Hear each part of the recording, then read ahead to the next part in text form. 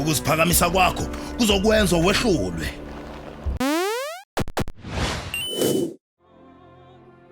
So it's been just 9 months since Civilization V Gods and Kings came out, and already we are on the cusp of a brand new expansion pack.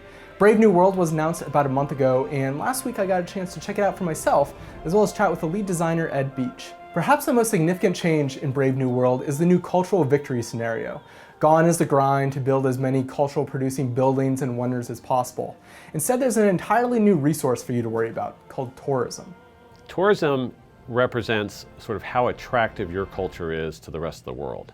So you can build up your culture, which will spread your culture borders and will let you have social policies, and that's sort of building up your own internal culture to your people. But tourism is what makes your culture shine to the rest of the world. So you create that through great works created through great writers, great musicians, and great artists. You can also create great works through our archaeology system by extracting artifacts of ancient battles. And all those things get packed into your cultural buildings, like your museums and your opera houses.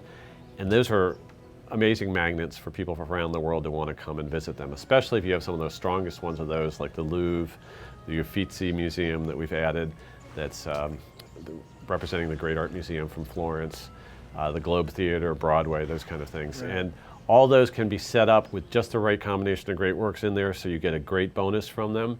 And if you do that, then all of a sudden you're generating a lot of tourism per turn. And that tourism is sort of your offensive spread of your cultural system to the rest of the world. And it's going to affect other people, especially those who have had a weak cultural presence in the game. A lot of people who have tested it have likened it to the military victory, where you might be playing for it from the beginning of the game, but based on what the other civilizations in the world are doing, it may just not be, that path may not actually be open for you or not. Right. The diplomatic victory and the space victory, those, you know, they're always there waiting for you at the end of the tech tree. But the cultural and the military victories are very dependent on how the other civs in the game are playing. Right. And which ones are in. You know, if you have, it's always been true that if Genghis and Attila were around, it's going to be tough to win a military victory in that game. And they're big culture players in Brave New World, and you're going to see them in the games, and maybe you'll be able to take them on culture, and that will be your greatest cultural victory ever. But you know, it may be hard to take on France or Brazil, who's one of the new civilizations that's very good at culture. The result is something that, at least in my short time with the game, felt much more dynamic than the old system. The new archaeology system is especially cool. The game actually remembers old skirmishes or fallen cities from the early stage and designates those as historical sites. You can then use archaeologists to build landmarks around them, or take artifacts and place them in a museum.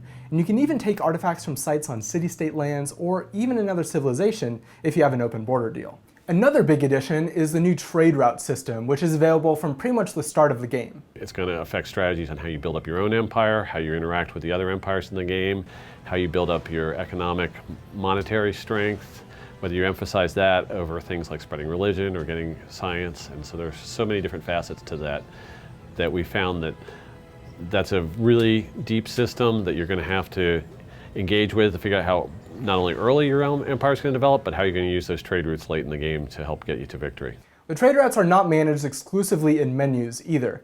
Each trade route has either a caravan or a ship assigned to it, so while a distant colony might make for a more lucrative trade route, it does increase the chances of ambush. You can also set up trade routes within your own cities, sending them food or production, which can help get a new city off the ground, or can assist in the production of a big project or wonder. Of course, it would not be a new Civilization expansion pack without several new leaders to choose from. They've got 9 that's going to be included with Brave New World, and they've already announced Assyria, Brazil, and Poland, and Ed was able to share 2 more from the list of unannounced civilizations. The fan favorite, the Zulu, are back. Yet another military civ, very different path than Assyria, as they swarm you with numbers, especially in the pre-gunpowder era. And the last one they're announcing this week is Portugal. And Portugal is your dominant naval trade civ, array of bonuses on that side of the game, and they're going to be able to build up a naval trading empire that's unrivaled by anyone else in the game. Another big new system is the Ideology System. As civilizations enter the industrial age, we'll have to decide from 3 different ideologies, which will of course have diplomatic implications, but they also carry a set of tenets which are kind of similar to the boost that you got from religion in Gods and Kings. One thing that we haven't talked about today that is an important new element of the new systems are the 20th century clash between the major ideologies of the world.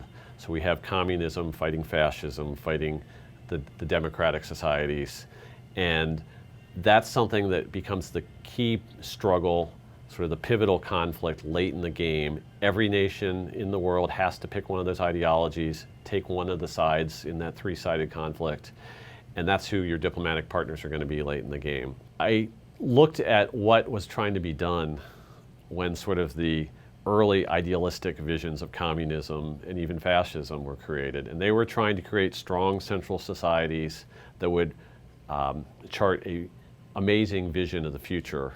Maybe not a vision that represents the individual freedoms that we're used to, but they thought they had a great vision of the world. And that's exactly what happens in Brave New World, the book, as well. Because if you look at that, that's a big state-controlled society. Everyone is kept happy by certain happiness-inducing drugs that they're taking. Very interesting setup. But they thought they had the vision for the Brave New World, just like all of the three ideologies that are in the game.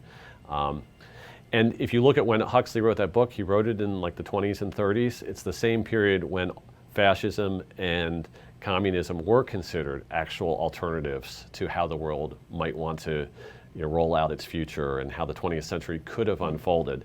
And so I feel like that's one of the ways you can role play this game. You can actually try to establish a culture of victory as a communist player and spread the dictatorship of the proletariat across the world and establish the great worker society that maybe Marx or Lenin thought was possible at the time. And so that seems to be very Brave New World-ish. You're picking your Brave New World. It might be a strong government. It might be the individual freedoms we're used to.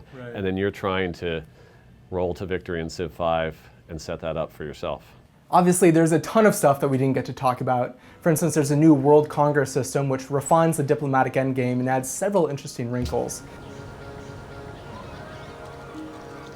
And even the religion from gods and kings has been expanded on in this game to make it a little more relevant past the early and mid stages of the game. And the good news is that Brave New World includes the religion and espionage systems from gods and kings. So the only thing you're missing if you skipped out on that expansion pack are the 9 civilizations and those scenarios.